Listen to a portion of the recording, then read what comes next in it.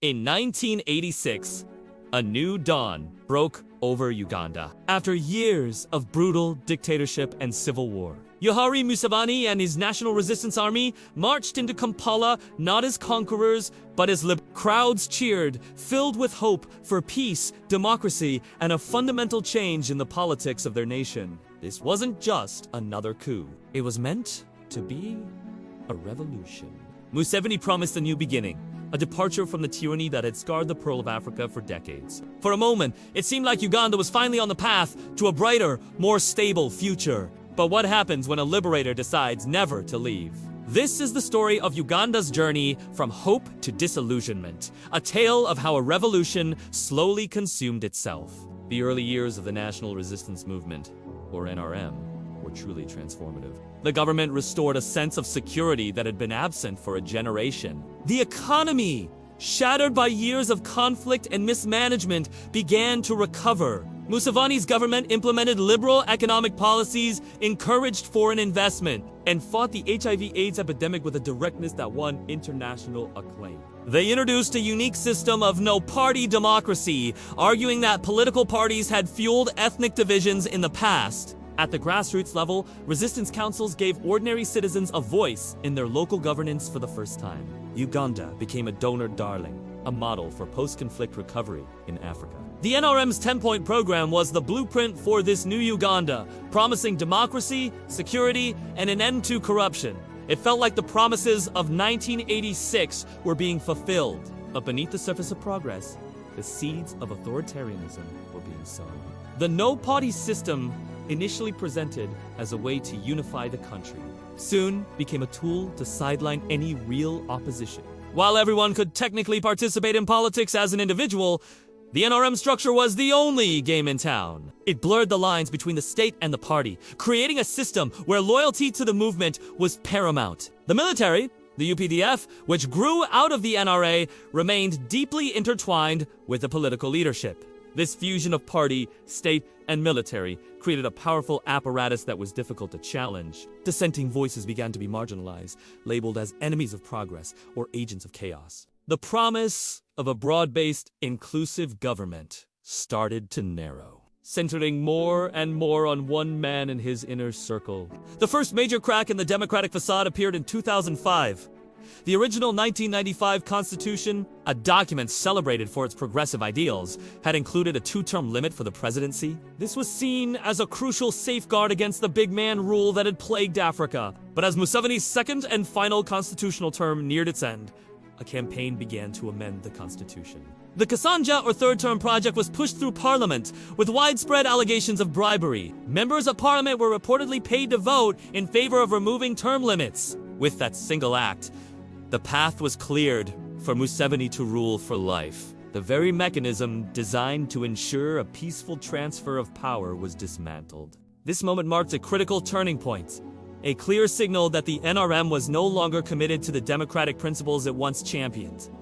The liberator was becoming the ruler. With term limits gone, the political space in Uganda began to shrink dramatically. The government eventually allowed a multi-party system, but the playing field was anything but level. Opposition parties faced constant harassment. Their rallies were violently dispersed. Their leaders were arrested on trumped-up charges, and their supporters were intimidated, DR'd.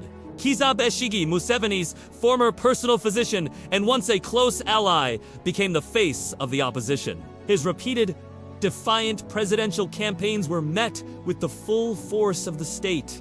Images of him being tear-gassed, beaten, and dragged from his car became symbolic of Uganda's democratic decay. Then, a new generation of opposition emerged. A musician-turned-politician named Bobi Wine captured the imagination of Uganda's youth with his People Power movement. His message resonated with millions who had only ever known one president. But he too faced arrests, alleged torture, and a relentless state crackdown.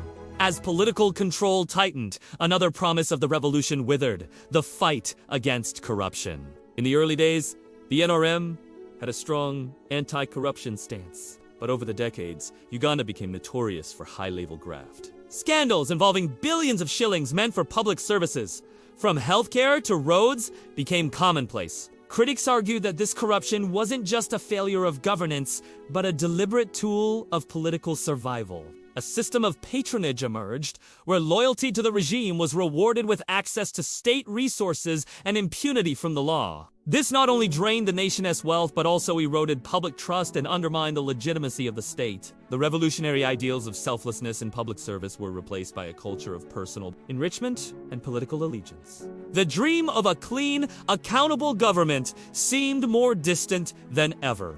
Today, Uganda stands at a crossroads. The nation is young, with one of the youngest populations in the world. For most Ugandans, the liberation of 1986 is a story from history books, not a lived memory. Their reality is one of high youth unemployment, limited opportunities, and a political system that feels stagnant. They see the vast wealth and power concentrated in the hands of a small elite while they struggle to make ends meet. The revolutionary heroes of yesterday are now the old guard, clinging to power. Social media and the internet have given this new generation a voice. But the state has responded with social media taxes and internet shutdowns during elections, desperate to control the narrative. The NRM government still points to the peace and stability it brought as its greatest achievement. A powerful argument for a country that remembers the horrors of its past. The legacy of Yoweri Museveni and the NRM is a complex one. It's a story of a liberation movement that brought peace but failed to deliver a genuine democracy. It's a story of remarkable economic recovery that has been marred by systemic corruption. It's the story of a leader who was once hailed as a new breed of African statesman, but who now stands among the continent's longest-serving rulers. The fundamental change he promised in 1986 did happen, but it has since given way to a fundamental consolidation of his own power. Uganda's journey is a powerful lesson in how the ideals of a revolution can be lost over time, and how the fight for freedom is never truly over. The future of the nation now rests in the hands of a generation that is demanding more than just the absence of war. They are demanding a future they can believe in!